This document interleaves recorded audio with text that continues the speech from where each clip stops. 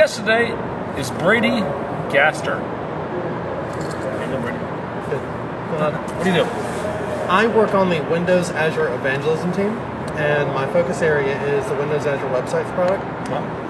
And kind of a .NET guy, so I tend to focus on the .NET developers in the Windows Azure website space. Okay. So I work a lot with Scott Hunter's team, Damien Edwards, because I do a lot of SignalR stuff. Okay. But primarily I'm focused on .NET technology. Scott's been on my show. Scott Hunter? Yep. Nice. He's a good guy. Nice fellow. Guy. Yep. Yeah. Very smart guy. Let's start with websites. That's a pretty new thing. It's like, what, 6 months old now, or it's still in preview? A little bit older than that, actually, and it is still in preview. Okay. We released it, I think it was June 7th of last year. Okay. 2012, if you're watching this in the future. Nice. It's pretty much the easiest way I've ever seen to get a website up and running. I've used a bunch of different hosts, and I've worked for a couple of hosting companies as well. And I'd have to say that, honestly, not being the marketing guy, not being the sales guy, it's really the easiest I've ever had to be able to deploy websites. It's fantastic. Walk me through the process of creating a website in Azure, Windows Azure Websites. You log into the portal, and you get onto the button. It says New. So it's Click a big New. button, too. It's a big button. Next to It's it. a huge button.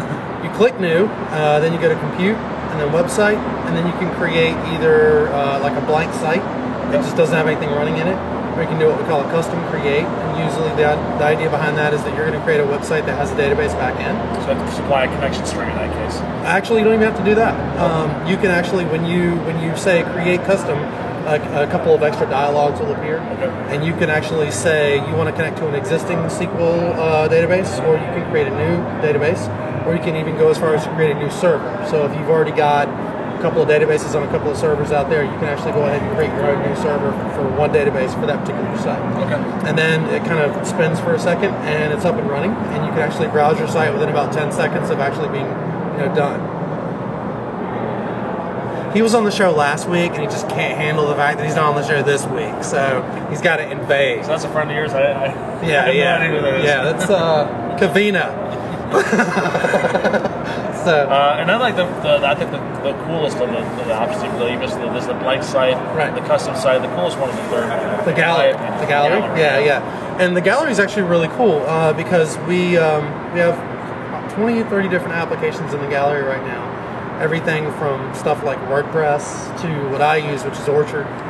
And we also have both content management systems. Basic blogging tools, CMS tools. And we also have a couple of new ones that are going to be coming out pretty soon. I saw one the other day. I can't remember the name of it right off the top of my head, but it's kind of almost like Basecamp, but it's social. It's pretty cool. A bunch of different stuff that's out there. I know that the original blogging tool that Mads Christensen started out a while back, called blogengine.net, that one's actually on there as well. .NET Nuke's on there. .NET Nuke is on there. And then I know you're a .NET guy, but Joomla's on there. Joomla's on there. WordPress, which is WordPress huge. PHP, So it's not just .NET stuff. Right, that's exactly right. Not just Microsoft stuff. Right. DOSBlog is on there. Yep. And that's what Scott Hanselman uses. Yeah, that is an ASP.NET. Yeah, that's actually .NET one. But we support, right now we support Node.js, ASP.NET, Classic ASP. We also support Python and PHP. So you can do a little bit of Python on there. And from what I understand, you can actually do some C++ stuff on there as well. And the idea behind that is that we kind of have like a bring your own platform sort of concept. The websites guys, Yohai Kiryati and Nir Mishkowski, that's in Yohai and then Nir. Would you spell those for me, please? No. I'm just kidding. Nir's N-I-R, kind of like the spaceship. Yeah, it's good. But they're actually the guys that are kind of the PMs behind Windows Azure Websites. And they just have a lot of good stuff in store for us. Now, is all that stuff possible because it all runs on IIS, or is it because you're using something besides IIS to use these? It's IIS with some tweaks, obviously. But IIS has always been able to run PHP. Right. And IIS... Not always, but for a couple of years now. Yeah, for a couple of years. Always do. You're a young guy. Not always for me. I appreciate that, man. So yeah, there's a bunch of different stuff that you can do on it, and it's just going to get better and better. So. And it's what's the cost? The cost. You can actually get started for free. You can have 10 websites for free. If you decide that you want to do something like map a domain name to it, you have to go into what's called shared mode or reserve mode. Okay. But the additional thing that shared and reserve mode will give you is that you have the ability to scale horizontally or vertically. So if your website gets really, really popular, then you Exactly. add more instances. Exactly. And one of the things that Yohai and Near like me to say repeatedly is that you don't want to scale out so that you have fault tolerance. Because the way Azure Websites works, they're constantly monitoring all the different sites. Okay. And if anything happens, like if the site stops responding or we start noticing a 503 or anything wacky happening, they'll actually take that site and move it to another server dynamically. That's the good thing about Azure is that we'll just go, oh, there's a problem. Let's move it over here to this server, and now you're up and running. Okay. Your files actually don't move because your files are stored in blob storage. Okay. Your files like live in Azure blob storage. So like when you hit a site, there's kind of a pointer to where those files live I see. over in blob storage. So if you And blob storage has some redundancy already built in. exactly, it's also geo-redundant. So if you have blobs up in Windows Azure, and let's say you are using the East data center. I'm from North Carolina. Probably hear the accent. In the East, we have a I lot was of. born in North Carolina. Cool. What? Jacksonville, North Carolina. Jacksonville. My mother spent the last 2 years of her life in Topsail Island, yeah. so I know Jacksonville well. I was born at Camp Lejeune. Nice. I'm very familiar with Camp Lejeune. They used to drop mortars pretty frequently close to where my mom lived. It's a magical place. It's a great place. Great place to raise a family. Yeah, it's an odd place, that's for sure. I think that we have a couple of nicknames for it down there. But let's say you're in North Carolina, or we have a data center on the East Coast, and your websites or your blobs are stored in the East because you live in the East. Yeah. Well, let's say something horrible happens, like a hurricane, because that happens 8 or 9 times a year on the East. Let's say a hurricane comes in, takes out the Eastern data center. If your stuff's been geo-replicated, what that means is we always take, whenever like anything changes in your blob, we will actually take that and move it somewhere else, and then move it somewhere else. Right, far enough away that natural disaster is unlikely to hit both places Exactly. simultaneously. So your considerations about disaster recovery are kind of mitigated out of the gate if you're using geo-replication. Now, geo-replication is not currently available for websites, but it is available for storage and other stuff that we have already. So if you wanted to use geo-replication to basically make sure that your stuff's always safe, whenever you save it, it's going to go other places as well. So it'll always be completely safe. So now let me just make sure I understand.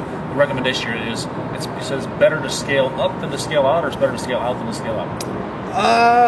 There's not really a better there. It's Okay, I thought I heard you say make a recommendation. Is it better to have lots of little machines or just a couple of big machines? Well, if you're trying to, in a traditional situation, if what you want to do is make sure that your site doesn't go down, but you don't have to worry about with us. Redundancy is the key. Yeah, because then redundancy is the key. So if one server goes out, you got another one. Okay. But we kind of have redundancy baked into our system. Okay. So if we start to see that there's a problem with your site, we're going to move it off to a different box. Okay. Now, if you wanted to scale up, you can basically have a shared instance server, which you're running kind of like normal shared hosting, where you're running on a server with other customers.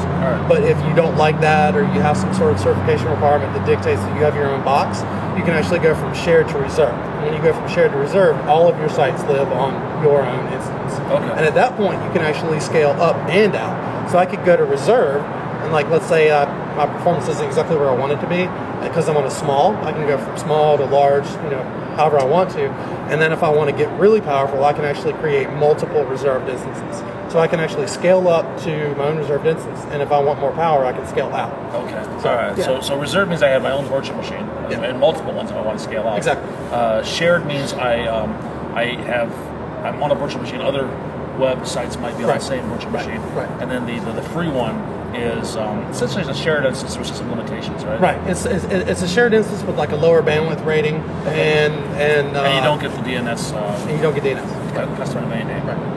Is that going to come ever for free ones? For the free I have a lot ones? of cheap viewers.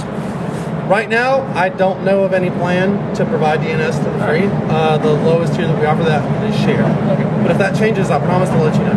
All right, so they go to the portals at windowsazure.com. It's managed.windowsazure.com. But if you want to sign up, if you don't already have an account, just go to windowsazure.com. In the top right-hand corner, you'll see a Try It Now link. And you can sign up for free 90 days. Now, that free for 90 days is all the other stuff in Azure, like Service Bus, storage, SQL, et cetera, et cetera. But websites is free forever. So you can actually have 10 free websites as long as you don't need a domain name. If you're cool with the AzureWebsites.net domain, you can actually run forever for free. That's great. And where do you learn about this? Are there good resources there to learn about? Or is there a better place? Well, if you go to windowsazure.com, you're going to have a whole bunch of resources. There's a document center, documentation center, and there's also a develop center that you can find out about mobile or Node or PHP or ASP.NET. Right. But in addition to that, my team, the evangelism team, or not my team, but the team that I'm employed by. Right. Thank you guys. We actually produce a Windows Azure training kit, and that training kit is actually open source. We have it on GitHub, so if you were to download that training kit, see an error in it, you can actually submit a pull request, and we'll bring that into the documentation. So you can actually make that documentation better by submitting pull requests to us, and we actually bring those in. And that's a huge training kit. Yeah. There's tons of labs. Huge. I think there's. Last time I counted, I think there was 60 hands-on labs and probably just as many presentations on everything you could think of that you'd ever want to do in Azure is already out there. You ever do any blogging? All the time. About Azure? All the time. Where can you find that? BradyGaster.com. In case you can't understand what I'm saying, because of my southern accent, that's my name, BradyGaster.com. And if you want to find me on Twitter, I'm Brady Gaster on Twitter. If you want to find me on Facebook, Brady Gaster on Facebook. I was going to guess that. Yeah, exactly. I'm very creative with my usernames. So. There's Kavina. Any final thoughts? Not that I can think of. I'm really enjoying MVP Summit. You can probably see that we're hanging out in the greatest team in the world stadium, Seahawks. We're hanging out here. We're kind of hidden away in the quote-unquote quiet area so that we could actually do a recording. And these guys probably want to get back into the summit and hang out with their friends and their community members. So I'm going to cut this off and let them meet up with their posse. Brady, thanks a lot. Thanks a lot, man. Take care.